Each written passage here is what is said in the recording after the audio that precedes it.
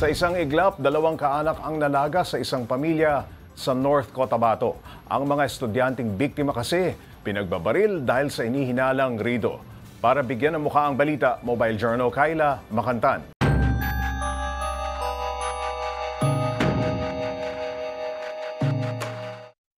Alas 8:30 ng umaga ng December 3, nang tambangan ng grade 11 students na sina Muslimin Mateo Manala at Rafael Abu Samboto, parehong 18 anyos. Magkaangkas sila sa motorsiklo at binabaybay ang bukiring bahagi ng Barangay Inugog, Pikit nang pagbabarilin sila ng hindi pa kilalang mga salarin. Sa ulo tinamaan ng bala si Muslimin na agad binawian ng buhay. Ang pinsan niyang si Rafael, tinamaan din sa ulo at katawan. Naitakbo siya sa ospital pero idineklara rin na dead on arrival. Ayon sa mga nakakakilala sa mga biktima, mababait at masisipag silang estudyante kaya palaisipan kung sino at bakit sila inatake. Hindi rin makonsiderang pagnanakaw ang motibo dahil hindi tinangay ang motorsiklo pero ang mga otoridad may isang sinisilip na posibleng anggulo. Maganda naman po ang record nitong mga kabataan po. Hindi pa confirm. Posibleng motibo nito is rido na nangyayari po doon sa Barangay Kabasalan po, na sakop po ng Ligawasan SJA Bar. Ang Pikit Municipal Police kasamang mga karatig bayan na estasyon patuloy sa pagtugis sa mga responsable sa krimen.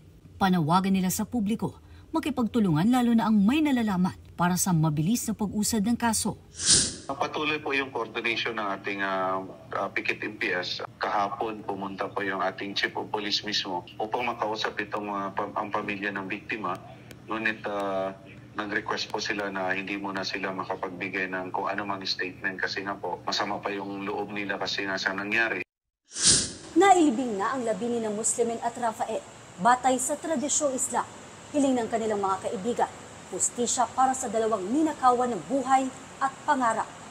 Mobile Journal, Kayla Makantan, hatid ang mukha ng balita. Pag-usapan pa natin ang karumal-dumal na krimen na ito sa Pikit, North Cotabato kasama si Mobile Journal Kayla Makantan. Kayla, rido na naman, ano? Rido ang tinitingnang rason sa pagpatay sa magpinsang estudyante. May ideya na ba ang mga pulis kung sino ang mga may gawa nito?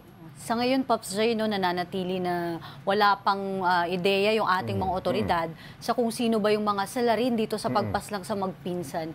Kasi bukod sa bukirin siya nangyari, wala tayong eyewitness, Pops J, no? So, binase lang muna nila yung kagaya nung nabanggit na dalawang salarin. Binase muna nila dun sa investigasyon na kanilang ginawa, sa initial na investigasyon, sa kinahinatnan nung insidente dahil itong dalawang magpinsan ay sakay pa Pops J ng motorsiklo. So yun yung kanilang tinitingnan na tinambangan, inabangan talaga itong dalawa at dahil walang mga ibang tao, walang nakakakita, walang agad na nakatulong sa kanila. Walang nakasaksi dun sa nangyaring krimen. Pero ano bang ginagawa roon ng mga biktima? Actually, Pops J, napakaaga no, alas 8. At papunta pa lang dapat sila ng kanilang eskwelahan. Hindi naman na siya ganun kalayo, mga nasa siguro more or less 5 kilometers na lang mula dito sa lugar kung saan sila inabutan itong mga salarin. At yun nga yung nakakalungkot, hindi na sila nakarating at mga masisipag pa naman, Pops J, na estudyante itong ating mga biktima, no? Ayon yan sa mga statement ng kanilang mga kaibigan, mga kaklase dito sa eskwelahan na kanilang pinapasukan. Yun nga ang itatanong ko sa iyo, Kayla, no? Ano bang pagkakakilala ng mga tao dito sa dalawang biktima? Oo, talaga, Pops J, kasi naitanong ko rin, sila po ba ay may bisyo? Wala naman daw. Hindi sila sangkot sa kahit anumang mga illegal na activity. Sa katunayan, Pops J, ang hilig daw nila pag mag-aral ng Ingles at ng kanilang Quran bilang sila yung mga Muslim.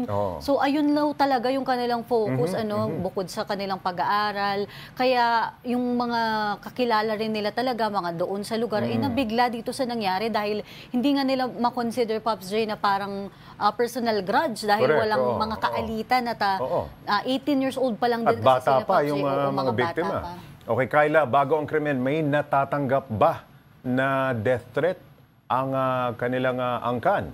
Eto, Pops J, hindi pa ito na ko-confirm ng mga pulis dahil yung ating mga yung Pikit MPS kung saan yung bayan na may sakop dito sa kaso, although binibisita nila yung mga kaanak nga, yung pamilya nitong ating mga biktima, tumatanggi muna silang magbigay ng pahayag kaugnay dito dahil nga sa kanilang pagkabigla dito sa pangyayari. So, shock pa sila. Oo, shock pa talaga, Pops J. So, ang focus nila ngayon, mag-conduct ng mga checkpoints, ng hot pursuit.